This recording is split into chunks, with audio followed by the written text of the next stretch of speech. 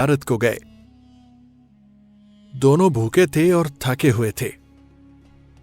वो दिलों में खाने की आरजू लिए पहुंचे। हजरत राबिया ने 2 रोटियां जो रात की पड़ी हुई थीं पेश की, मगर उसी वक्त दरवाजे पर एक साइल ने आवाज दी कि उसे रोटी दी जाए।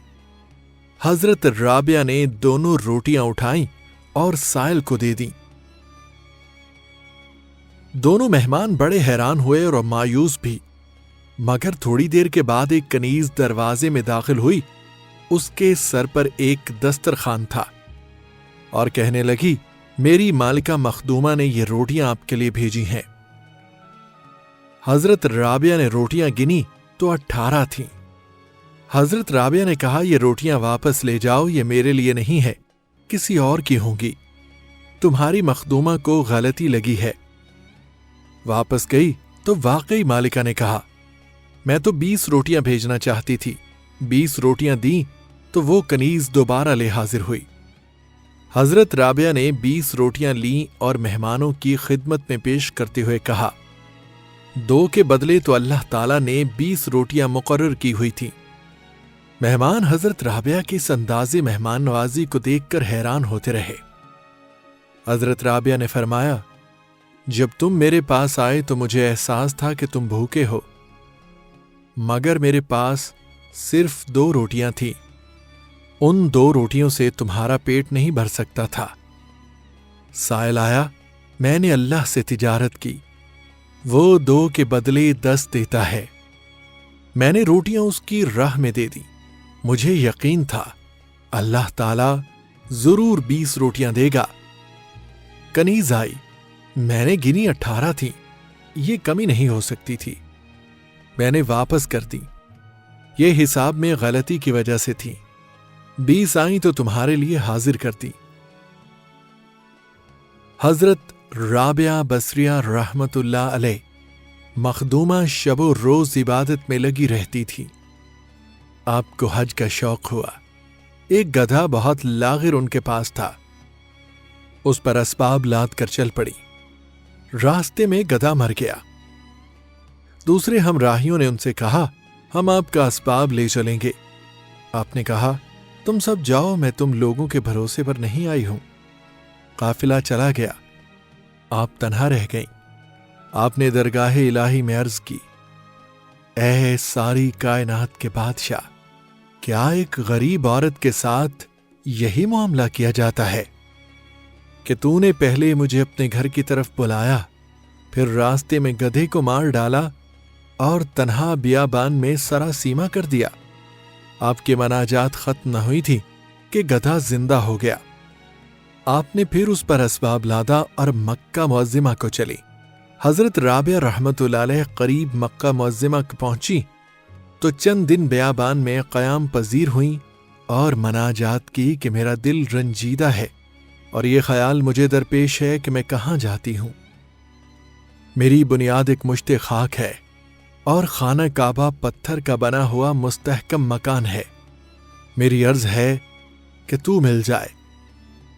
हक ताला की जानिब से गैबी आवाज आई, ए राबिया, क्या तू चाहती है कि तमाम आलम तहोबाला हो और सबका खून तेरे नामा अमाल में लिखा जाए? कि तूने नहीं सुना कि मूसा अलैहिस्सलाम ने दीदार की आरजू की? हमने अपनी तजल्ली कोहे तूर पर डाली, जिसका असर यह हुआ कि तमाम पहाड़ टुकड़े टुकड़े हो गया। एक बार आप पहाड़ पर गई, तमाम शिकारी जानवर आपके इर्द गिर्द जमा होकर आपकी तरफ देखने लगे। इतने में हजरत हसन बसरी रहमतुल्लाह अलैह भी वहां पहुंचे।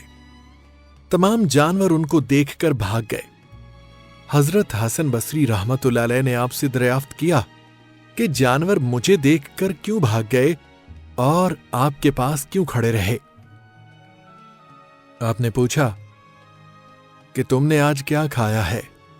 कहा, मैंने गोश्त रोटी खाई है। आपने कहा कि जब तुमने इनके भाइयों का गोश्त खाया है तो वो तुमसे क्यों ना भागे? आपसे हजरत हसन बसरी रहमतुल्लाह अलैह ने पूछा कि तुमने ये मर्तबा क्यों कर पाया?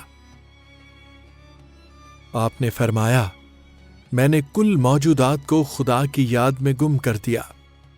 حضرت حسن بصری رحمت اللہ علیہ نے پوچھا، تم نے خدا کو کیوں کر جانا؟ آپ نے فرمایا کہ میں نے بے چون و چرا خدا کو پہچانا۔ ایک بار لوگوں نے آپ سے پوچھا، آپ کہاں سے آئی ہیں اور کہاں جائیں گی؟ فرمایا، اس جہاں سے آئی ہوں اور اسی جہاں میں واپس جاؤں گی۔ لوگوں نے پوچھا کہ آپ اس جہان میں کیا کرتی ہیں؟ فرمایا، افسوس۔ لوگوں نے سبب پوچھا تو جواب دیا، اس لیے افسوس کرتی ہوں کہ مجھے رزق اس جہان سے ملتا ہے اور میں کام اس جہان کے کرتی ہوں۔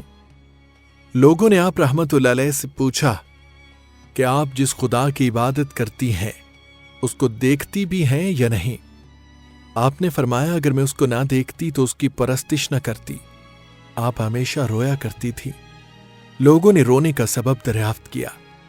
آپ نے فرمایا کہ میں اس کی جدائی سے ڈرتی ہوں، اس لیے کہ اس کی خوگر ہو گئی ہوں۔ ایسا نہ ہو کہ موت کے وقت ندا آئے، تو ہماری درگاہ کے لائق نہیں۔ لوگوں نے پوچھا کہ جب گناہ گار توبہ کرتا ہے تو اس کی توبہ قبول ہوتی ہے یا نہیں؟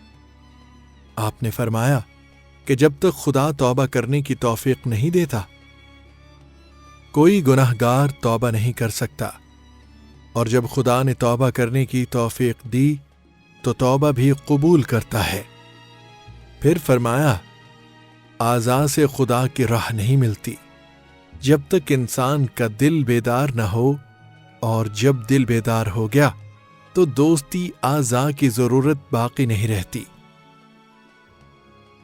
یعنی بیدار دل وہ ہے جو حق میں گم ہو جائے اور مدد اعضاء کی اس کو ضرورت نہ ہو، اور یہی درجہ فنا کا ہے۔ بس یہی وہ مقام ہے کہ قیامت کے روز خدا کا ذکر کرنے والے ہنستے ہوئے جنت میں داخل ہوں گے۔ حضرت رابعہ بصری جب مکہ مکرمہ پہنچی تو کچھ ایام بیابان میں مقیم رہ کر خدا سے التجا کی کہ میں اس لیے دل گرفتہ ہوئی کہ میری تخلیق تو خاک سے ہوئی ہے اور کعبہ پتھر سے تعمیر کیا گیا ہے، لہٰذا میں تجھ سے بلا واسطہ ملاقات کی متمنی ہوں۔ چنانچہ بلا واسطہ اللہ تعالی